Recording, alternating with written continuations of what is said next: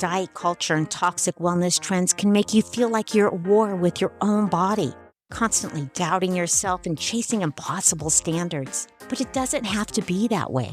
I'm Kathy Salata, a recovered anorexia survivor and educator, and this is Freedom to Nourish. Each week we'll have real conversations, share stories, and give you tools to finally make peace with food and respect your body. No more food rules, no more body shame, just the freedom to be yourself again. Welcome to Freedom to Nourish, the podcast where we explore what it truly means to make peace with food, your body, and yourself. I'm your host, Kathy Salata. I have lived experience with an eating disorder and am an intuitive eating coach and believe that freedom with food begins when we stop fighting it. Today, we're going to explore a fascinating and often controversial topic, processed food addiction. And my guests today, I'm so pleased to have Paige Alexander and Jamie Morgan Reno, who are founders of Real Food Recovery, which is a community that believes in healing from processed food addiction and finding freedom through real nourishment. Now, I generally didn't subscribe to the idea of food addiction in the traditional sense, but I do believe that food can become a comfort, it can become a coping mechanism, and sometimes it's even a shield. At least it was in my area when I was going through stress, grief, and trauma. So Today's conversation is about understanding different experiences and helping listeners find what works for them.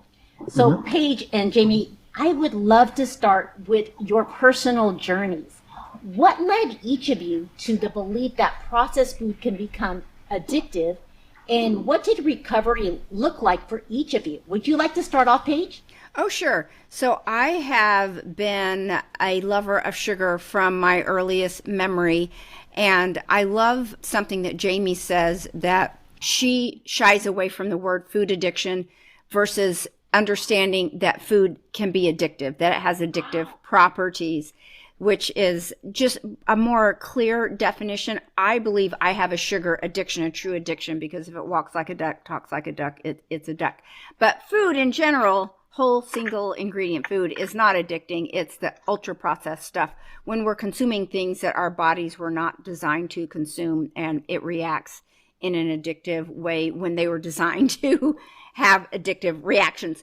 So yeah, I just from my earliest memory, always loved sugar. And once I start, I just absolutely cannot stop. And I could always out exercise my calories up until menopause, perimenopause. And so that's when I had to get serious. And it's embarrassing to say, but the only reason that I really got after changing was because my body shape was changing, and I'm vain enough that it made a big enough impact on me that I'm like, okay, I'm going to need to do something. And I did not like the binges that I had, because I would white knuckle, binge, white knuckle, binge. And then I heard a speaker talk about food addiction.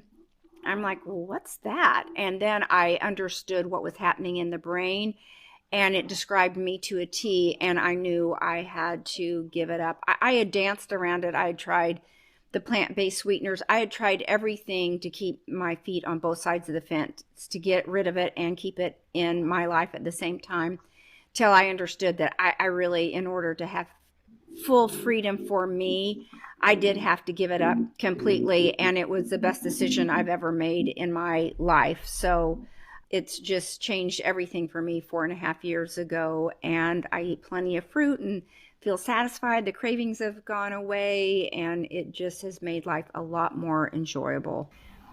Thank you for being so open and honest and sharing that. I think it's going to resonate with our listeners. I think a lot of us get in that cycle, and thank you for sharing what worked for you. I loved hearing that story. Jamie, would you like to share? Yeah, so Paige and I approached this recovery journey from two different sides of the same spectrum. Paige was on one side, I was on the other side as far as my body shape and my behaviors with food. Binge eating disorder probably from a very young age. I mean, I would say very young, maybe even nursing even would be around the way that I would respond to stress, by using food. sometimes it wasn't even eating the food. It would be just hiding the food or thinking about the food or something to do with the way that I would relate to something outside of me. And because I never really ever liked alcohol and I was way too afraid to ever try drugs, that seemed to be the safest way to just numb myself out from whatever was going on. Childhood was very traumatic and lots of grief and loss. And that just really, affirmed my connection to using food to sort of escape emotional pain and grief. And as I grew up, I was living in that world of having, obesity as a young girl and young woman, and constantly criticized and critiqued for the way I looked by family, friends, strangers, you name it. And so I just kept eating and using food to just shield me from their criticism. And it led to morbid obesity by the time I was in my mid to late 20s. And of course, I had dabbled in all the diets, all the programs, all the foods, all the things, all the pills, to try to control my appetite. And I had done all of those things and really did not find any path out.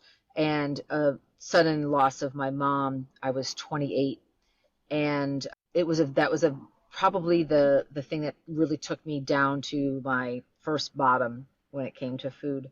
And I very quickly gained about 200 more pounds over the next few years after losing her, and found myself in my early 30s, maybe about 32, 33, realizing that at 450 pounds, I could no longer find scales to weigh me. I could no longer find, ways to excuse what I was doing. And I really did not think I was going to live till 40. And it was this profound understanding that if I didn't do something, I wasn't going to have not even a long life. I wasn't going to have even a semi-long life. So I very quickly got connected to, I knew for me back then it was, related to the option of having gastric bypass or other bariatric surgeries. And I knew that was not going to work for me because I would never learn what I needed to learn. So, that was how I looked at it. I'm not saying that's true for everyone, but that was true for me. And I knew I needed to experience the transformation the old-fashioned way, which for me felt like the right way. So I began to assemble a team and dietitian, and eventually a trainer that helped me, start to move my body, and of course a psychologist that was critical in the whole process to unpack everything from the past 30 plus years. And over the next 4 years, lost 200 pounds, and the next few years after, about 250 pounds. And life has been, certainly, I would not say it's sunshine and roses by any means, but life has been life. But I have tools in recovery that help me navigate and understand my relationship with food as life evolves. Jamie, what a beautiful story, and just so touching. And I relate to it so much. My mother passed away when I was 27, and I did the exact opposite. I restricted food, but I had food around me all the time. I knew every chef on Food Network. Oh, I so related to that. And it's so interesting how each of us has our own, we all come to the same outcome, but we all come from a very different perspective. That's right. And I would love to hear from either of you. A lot of people I work with say they are emotional eaters. And would you say, how would you distinguish between emotional eating and food addiction or ultra processed addiction? Would either of you like to respond? Can I just say that anytime you're eating for reasons other than nutrition, you're giving food a bigger job than it was ever designed to do. So anytime you're looking for something for food to do for you, then you're going outside the bounds of what food was designed to do. So we're in any of those cases, we're in air quotes using food. Yeah. Yes. That is so beautiful. And we would never do that with sleep or breathing. But with food, it is, I mean, there's that dopamine pathway that gets involved in this. And I would love to know about your journey with using food to self-soothe, whether it be to calm anxiety, to feel loneliness, to create that predictability when the world kind of seems out of control. Mhm. Do you see that emotion or trauma related eating as Yes, part of I as definitely part did. of your recovery and what you were teaching others? Go ahead, Jamie. I definitely saw that in mine. All the things you listed, I saw in mine. And I would use food to soothe. I would use food. That was probably the first way I used food. When I would nurse to soothe. Um, and and I have a nervous system that's it's wired to be sensitive to the world anyway. That's just how it's wired, how I'm wired. And then if you put me in a very highly tense or highly stressful situation, it's like threefold, for me. So I think that was part of why I would seek out food for comfort first, and then it became food for pleasure, then food for sadness, and then food for happiness. And growing up in a family and a culture that was completely centered around food.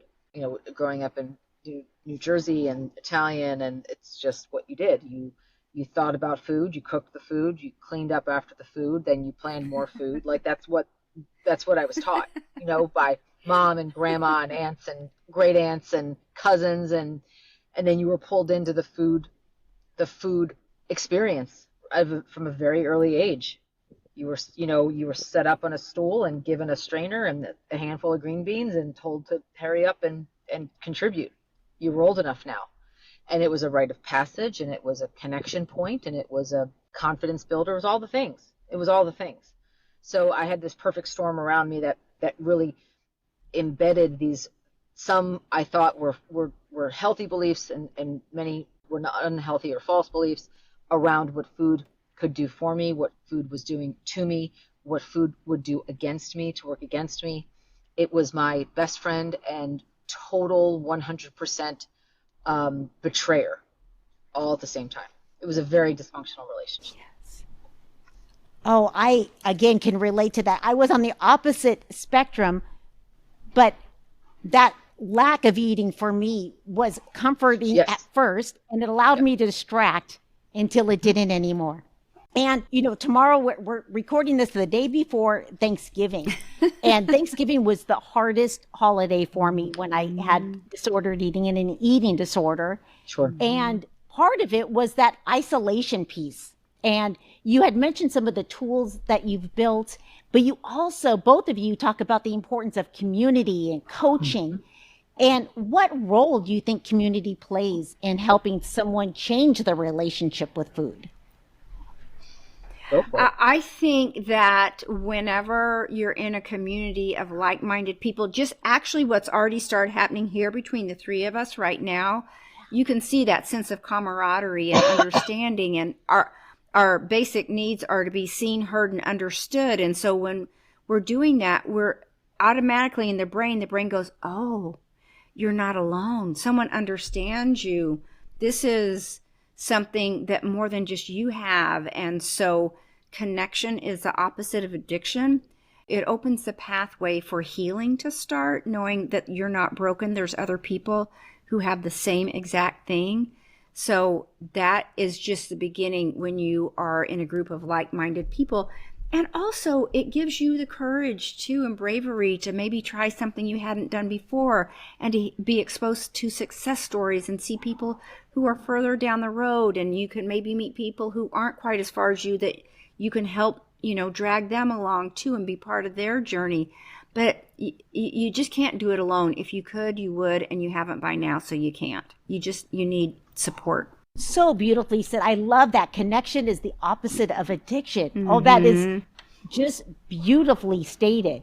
And when we talk about addiction from narcotics or alcohol, it's abstinent. It's a very black or white. Just don't drink, don't do Sure. drugs. But with food, Problem. is moderation possible for processed foods or for sweets? Is that a goal? Is it achievable goal? Yeah. Do you think that moderation is available? I think that it's very individually independent. So what will work for one person at one stage of their life may not work for that same person at a different stage in their life. I think that answer directly relates to the neural pathways that are built, the neural pathways that have to be rebuilt, the nervous system, the state of the nervous system, the state of the brain, the state of the hormone responses in that particular body with that particular chemistry at that particular time. I mean, all of it. So I that's why I really push against this whole idea of abstinence, because in some people it can cause stress, and in other people it can cause freedom, right? It can cause feelings of freedom, and both are 100% valid, 100% valid for those people. So I really shy away from painting with broad strokes, that one size fits all, one approach fits all. And Paige and I are very vocal about that. When we built Real Food Recovery, we wanted to make sure we did not prescribe a certain way of eating. And I will tell you, for me, I had an era in my recovery that I did paint with broad strokes, and I was very militant about my beliefs. And I really believed that that certain things should be followed for success in recovery, so to speak, or for those feelings of recovery. And I'm grateful that God and the universe really gave me lessons to help me see that was where I was. It doesn't necessarily mean that's where everyone needs to be. So that's helped us craft an approach with our group members and our podcast messaging that is a much more inclusive approach and a much more connected approach to everything outside of food, right? Because that's really where the healing is. It's outside of the food. Yes. Absolutely. And I love that you have so much nuance and so much gray area. Now, you are both so far along in your journey. How do you help people that are newer in your journey coming to you figure out what is right for them, whether it be moderation, abstinence, whatever it be, without turning it into another form of guilt or perfectionism for them? Sure. We start slow. We don't change everything at once. We make them understand that they're not alone and that you're not broken. This is your body. Jamie likes to say your body is responding exactly as it was designed to respond when exposed to hyperaddictive, hyperpalatable foods. So you're normal. So don't feel bad. There's nothing to be ashamed about. You didn't do anything wrong. In fact, your body actually is performing perfectly. So going slow, making small changes, and through that process, you will discover what works best for you. This is a journey. Number one, we're not a weight loss program. Yeah. This is it took you decades to get here. It's going to take a minute. And so I will tell you, I think the number one reason people quit and give up is because they're impatient and they want immediate results. Yeah. This is not a diet program. This is rewiring deeply snowblown grooves in the brain that we are trying to rewire neural pathways. And it took a long time for them to get that deep. And it's going to take a while of repeated new habits to change that around. But it's very doable if you're willing to do the work. Recovery is work. It's a journey. It's just not a 6-week program. No, and I don't think that people necessarily only quit for impatience. I definitely think that could be a factor. And I also think the other factor could be that they have shame around what they think they should be doing or not doing, right? And that shame that they carry or that they take on could be because of the fact that I believe the food industry, the recovery industry, is selling confusion, just like the cigarette industry and sold confusion. They have created some intentionally, others through influencers that really have the best of intentions.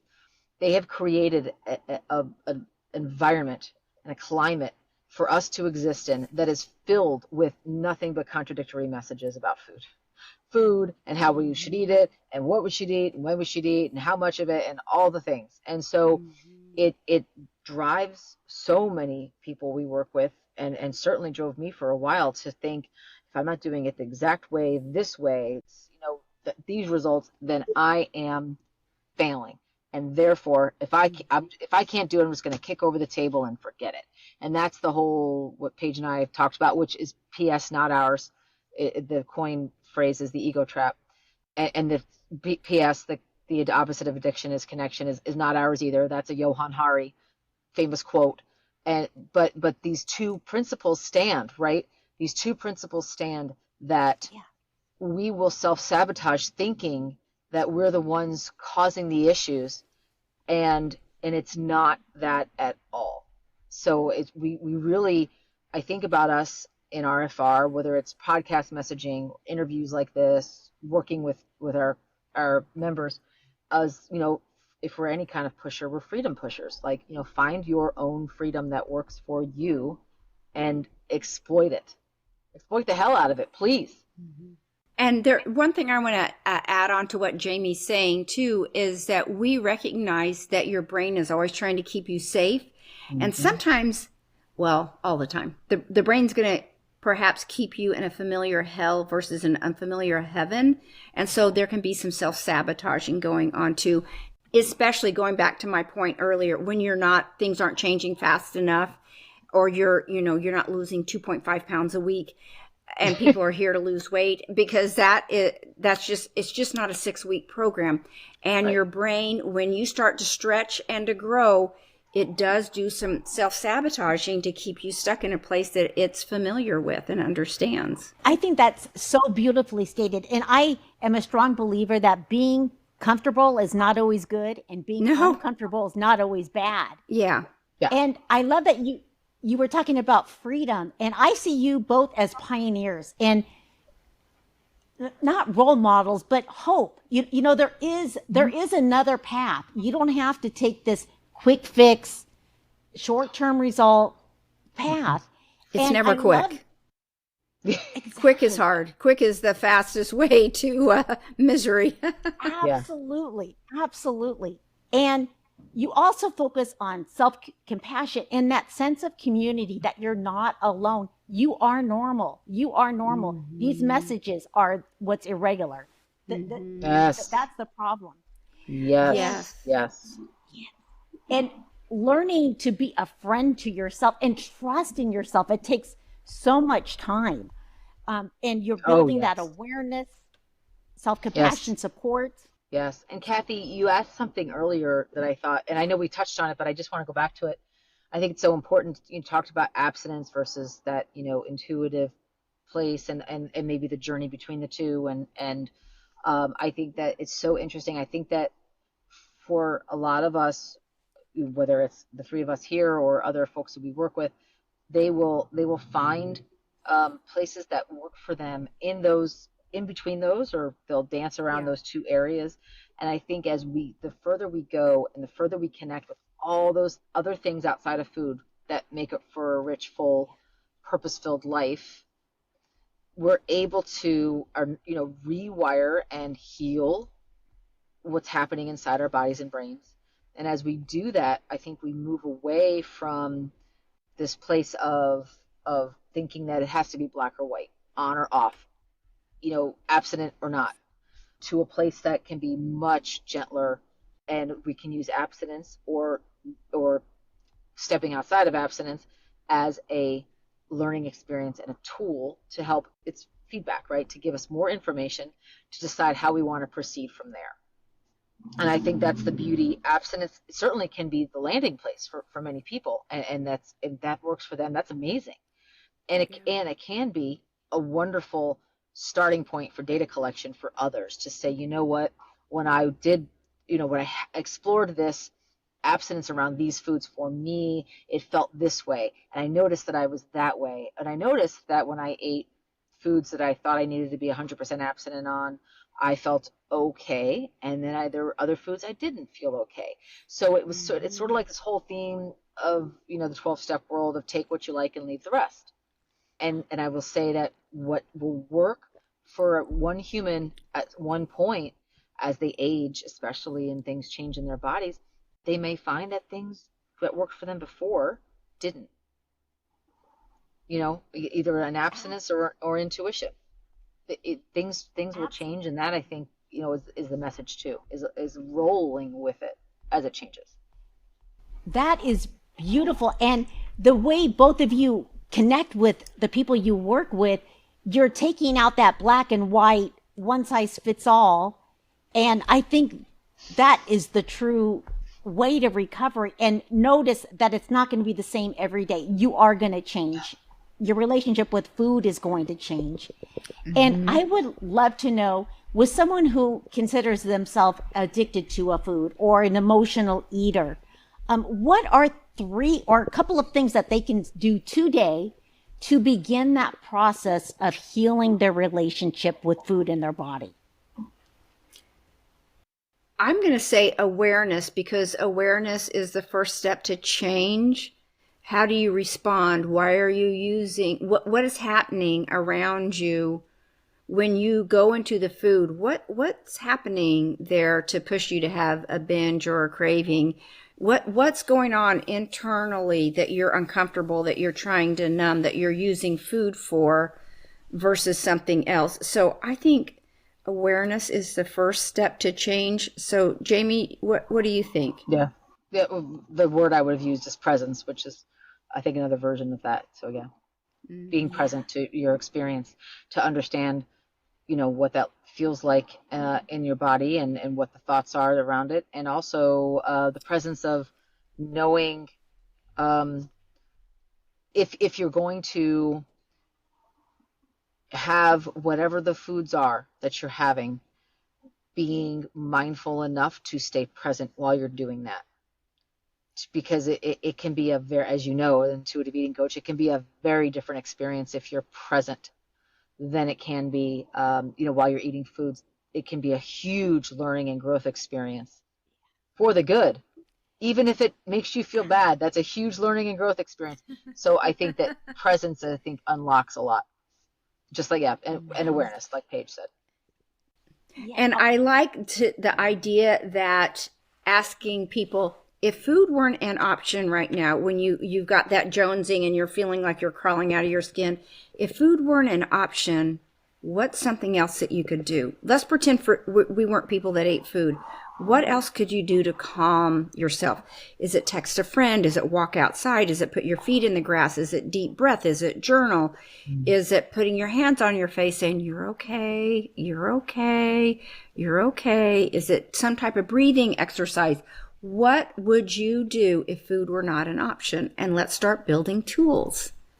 Oh, that is such a great question. That awareness, that presence, and what is another option? Because it seems to be our go-to, like it's automatic. Oh, I love that. Now, for listeners who'd like to learn more, I'm going to put some things in the chat. But where can they find out more to connect with you? Where can they find you? Well, our website is realfoodrecovery4u.com. That's the number 4 and the letter U. And our book, Real Food Recovery, If Food Isn't the Answer, What's the Question, is on Amazon. And we have an online ultra-processed food use disorder group coaching community that meets 7 hours a week if they're interested in joining our group coaching system. So, and you can find out information about that through our website, like I mentioned, realfoodrecovery4u.com. And we have a podcast too on Apple, Spotify, and YouTube, Real Food Recovery. So you can find us there as well. And your book is amazing. Thank you. I absolutely loved it. It was a page turner. You wouldn't think recovery would be a page turner, but it was. And yeah. Jamie and Paige, I thank you so much for being here today. Thank you. And for you all out there, if you found today's episode heartwarming and you learned something from it, please share it with someone who might need a little bit of hope, compassion, or a reminder that healing is possible no matter where you are starting from. Thank you for joining us on Freedom to Nourish. And until next time, be kind to yourself. And remember that nourishment is not about the food. It's about the freedom to live fully. Thank you both so much. Thank you. Take care. Bye-bye. You. If you're ready to step into a kinder, fuller life, subscribe now. And join me each week for Freedom to Nourish. Because your body deserves respect, your story deserves to be heard, and you deserve to live fully right now.